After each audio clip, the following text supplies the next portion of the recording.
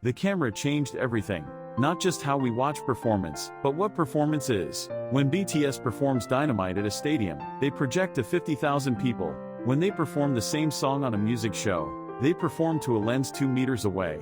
Same song, completely different performance. This is not just scale adjustment, it is ontological transformation. The camera does not simply record performance, it creates a new kind of performance that cannot exist without it. Part 1: From projection to intimacy. Before cameras, all performance operated on theatrical distance. Performers needed to reach the back row. This required exaggerated facial expression, amplified gesture, and vocal projection. Theater studies call this presentational performance. The performer acknowledges the audience's presence and performs outward. But cameras introduced representational performance. The performer pretends the audience does not exist, and the camera captures a supposedly natural moment. Film acting pioneer Lillian Gish described this shift in her 1969 memoir. Early film directors would yell at stage actors for overacting. What worked in theater looked absurd on screen. The camera magnifies everything. A raised eyebrow that communicated emotion to row 20 looks like a grimace in close-up. This created a new performance technique: contained intensity.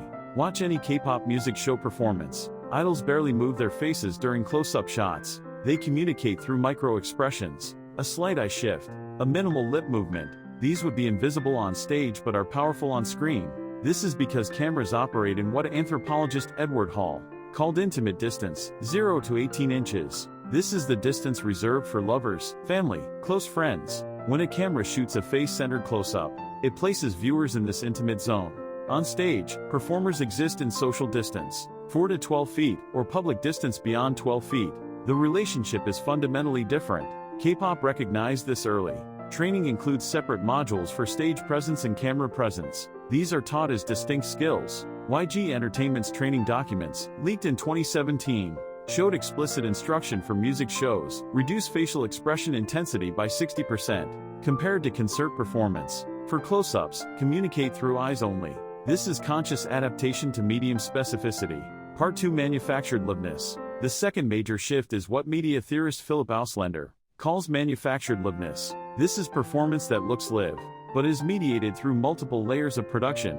Music show performances appear live.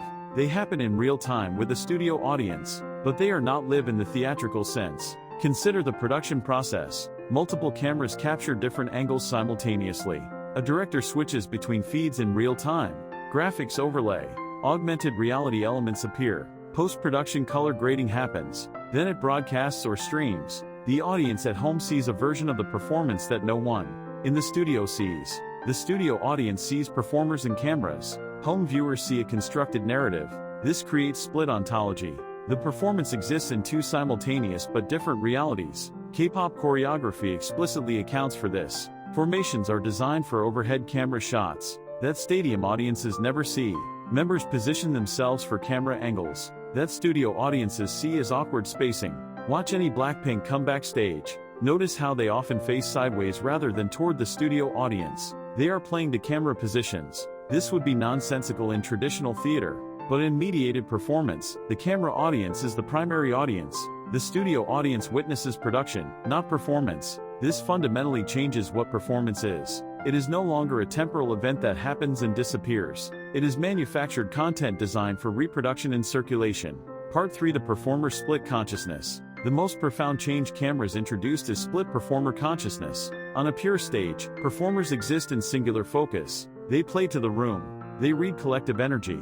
They adjust in real time to audience response. But with cameras, performers must maintain dual awareness. They must deliver to the physical space while also delivering to the lens. This creates what sociologist Irving Goffman would call frontstage within frontstage. The camera becomes an additional audience, requiring separate performance strategy. K-pop artists develop sophisticated camera finding skills. They know exactly when their face is on screen without looking at monitors. They hit facial expressions on specific beats timed to camera cuts. This is not instinct. This is trained technical skill. SM Entertainment's performance training includes a module called Camera Consciousness. Trainees perform while watching themselves on a monitor in peripheral vision. They learn to feel when the camera is on them. Former idol Crayon Pop Soil described this in a 2020 YouTube interview. She said during music show performances, she maintained 3 simultaneous consciousness streams: choreography execution, stage audience energy reading, and camera timing. This split consciousness is cognitively demanding. It is also historically unprecedented. Part 4: The Gaze Problem. Cameras introduce a complex problem. Where do performers look?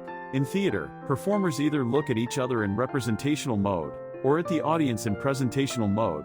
The rule is clear, but cameras create a third option: the lens gaze. Looking directly into the camera creates televisual intimacy. It simulates eye contact with viewers. This is why news anchors and talk show hosts do it. It creates parasocial connection. But in music performance, direct lens gaze is complicated. K-pop solved this with choreographed camera moments. Performances include specific beats where one member looks directly at the lens. These are called killing parts in Korean idol culture. The killing part serves multiple functions. It creates viral screenshot moments. It distributes camera time among members. It manufactures intimacy with viewers. But it also reveals the constructed nature of mediated performance. No one naturally looks at a camera mid-dance. It is a deliberately designed gesture that only exists because cameras exist. This is performance that knows it is being recorded, and incorporates that knowledge into its structure. Part 5: Framing as Interpretation. Cameras do not just capture performance, they interpret it through framing choices. A wide shot emphasizes group synchronization and spatial relationships. A close-up emphasizes individual expression and emotion. A Dutch angle creates unease. A low angle conveys power. These are not neutral observations. They are editorial decisions that shape meaning. Consider two different broadcasts of the same twice performance. Nits M Countdown uses rapid cutting, frequent close-ups, and R effects. KBS Music Bank uses longer takes, more wide shots, and minimal effects. These are the same choreography, same music, same performers, but they create different viewing experiences and communicate different values. In traditional performance studies, interpretation belongs to performers and audiences, but in mediated performance, directors and editors become co-authors of the performance text. This distributes creative agency across multiple roles. The performance is not what the artists do. It is what the production team chooses to show. Perhaps we need a new definition of authenticity. Not authenticity as unmediated presence, but authenticity as medium-appropriate execution. A great camera performance is not pretending cameras do not exist. It is acknowledging camera presence, and performing excellently within that condition. When Jungkook looks directly into the lens during a killing part, he is not breaking the fourth wall.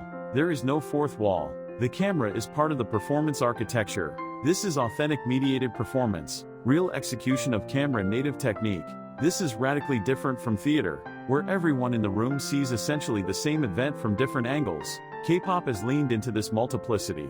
Entertainment companies release official videos, dance practice videos, individual fan cams, behind-the-scenes content, and studio tune versions. Each version reveals different aspects. Together, they create a constellation of related but distinct performances. No single version contains the whole truth. This matches how contemporary media culture operates. We do not consume singular authoritative versions. We consume multiple fragmentary versions and construct our own understanding. The camera is not a neutral observer. It is a collaborator that transforms what it records. Understanding this transformation is essential for anyone studying contemporary performance. Because in 2025, almost all performance is mediated performance.